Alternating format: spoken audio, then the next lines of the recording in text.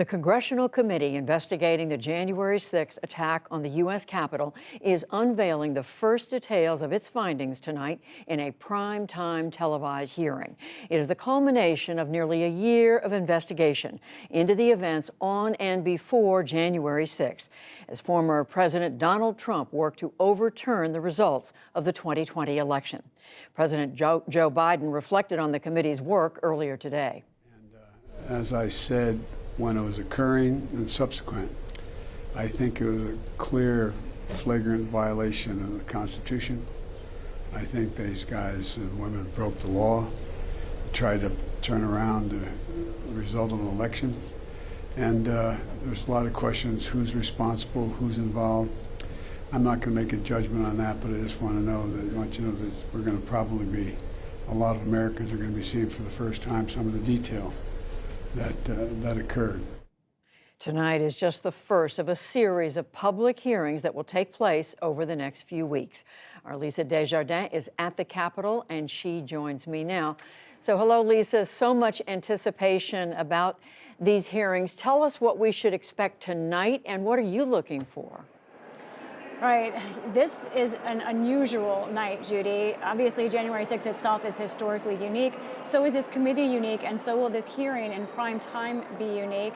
I think at the top of the agenda for this committee tonight will be to try and depict January 6th in very real terms. We all remember the video that we've seen. Some members of this committee are concerned that Americans no longer take it as seriously as they do here at the Capitol. These images, as we've seen before, we're going to see more images like them tonight, but images that we have never seen before. The idea to really, the reality of the danger, make that kind of even more present in American minds tonight. We'll also see some interviews that the committee has been doing behind closed doors, including, we believe, with the Trump family, Trump officials, all of those things. And all of this, Judy, the main point that the committee is going to make, one of the main points that they will preview tonight, is the role of former President Trump.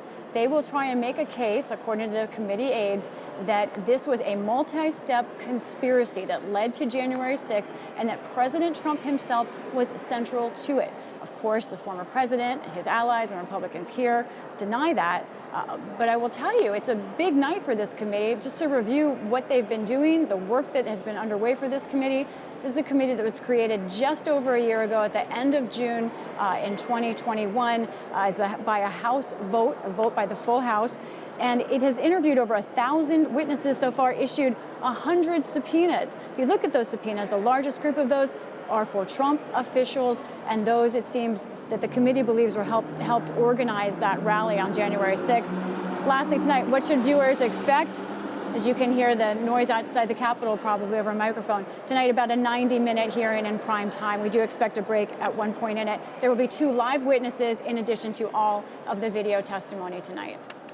And of course, at the same time, Lisa, we know the vast majority of Republicans in the House did not vote for this committee. What are their leaders saying about these hearings? That's correct. I think let's look at the problem, the divide in the House, by looking at the composition of the committee itself. If you look at the members of the committee, the 2 that you see there with the red around them, Liz Cheney, Adam Kinzinger, those are the only 2 Republicans who support this committee. They are sitting on it. And if you look at all the members, this committee all on one mindset. They all believe there was a conspiracy here. But Judy, you're right. The rest of the Republicans in the House disagree. They don't believe in this committee. They don't support it. And what they say is that this is a political act. I want to play for you the sort of different mindsets today from the leaders of the party. First, House Speaker Nancy Pelosi, and then Republican leader Kevin McCarthy, on how they see this committee and these hearings.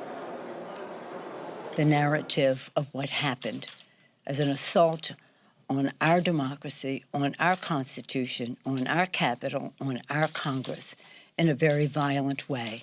It is the most political and least legitimate committee in American history. It has used congressional subpoenas to attack Republicans, violate due process, and infringe on the political speech of private citizens. This is another important decision point for this country, Judy, the idea of, is January 6th and political violence still a danger for this country, which is what the hearing will try and lay out, or is it something in the past, which is what those Republicans and their leaders are saying? And Lisa, we know that while all this is going on, there's yet another big issue before the Congress right now. That's gun violence in the wake of these terrible shootings in Uvalde, Texas, and Buffalo, New York. Reminder, there was yet another shooting just today near Washington, D.C., the small town of Smithburg, Maryland, not too far from Camp David, where presidents go on their weekends. 3 people killed, at least 1 or 2 wounded, reminding us again of what a big problem it is. Lisa, what in your conversations with lawmakers and what are you seeing in the public polling about what the public wants done about gun violence? I think public opinion is affecting the debate right now in the U.S. Senate, and we're seeing that in polling that we just got today from our PBS NewsHour NPR Marist polling, which says that almost 60% of Americans believe that protecting against gun violence is more important than gun rights. Now, I want to drill down on specifically what people think and how that might affect politics here in the Capitol. When we asked, would you definitely vote for someone who voted for stricter gun laws? If you look at by party, huge difference. 93% of Democrats would vote for someone who supports stricter gun laws. Just 28% of Republicans. Independents, by a slim majority, want stricter gun laws in their representatives here on the Capitol. They want them supporting them. But look at this, Judy. Look at when you look at these numbers by generation. I found this so fascinating. We are divided by our politics, but not very much by our age. There you see Gen Z, the younger generations, do by a little bit support stricter gun laws, but every other generation, also Gen X, baby boomers, also a majority by age support stricter gun laws. And we are seeing phone calls and those kinds of things, I think, having an effect here on the Hill. And Lisa, as you were reporting in the last day or so, there have been a vote in the House of Representatives just last night. You've been watching talks in the Senate on guns. What do you see? Where do things stand right now? A very interesting day today. Senator Mitt Romney of Utah came out and said that he wants the age to be raised to buy assault-style weapons. However, Senator John Cornyn of Texas, who is a leading Republican in Senate talks, said he will not allow that to happen. But we do see progress, and I think the quiet on these negotiations is a good kind of quiet. There still is a chance for something to come out of this. And I know you are following that along with these January 6th hearings. Lisa Desjardins at the Capitol, thank you. You're welcome.